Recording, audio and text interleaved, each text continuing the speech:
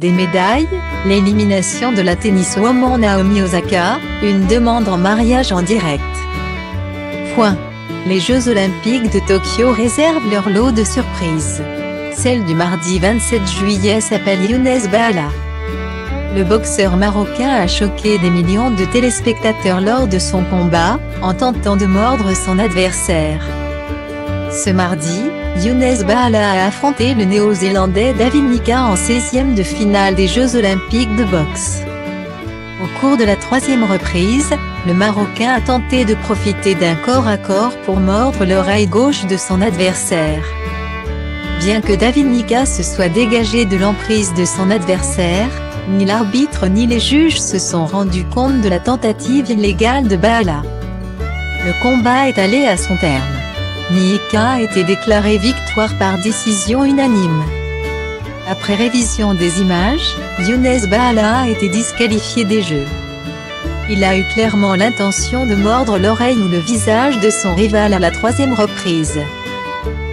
Tâter le groupe de travail du CIO, Comité olympique international, consacré à la boxe.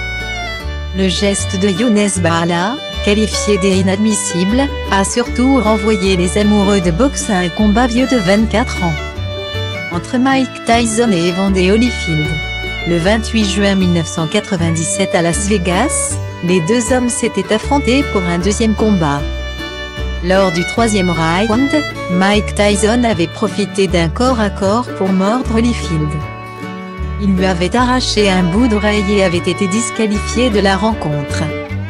Sa licence de boxeur lui avait également été retirée.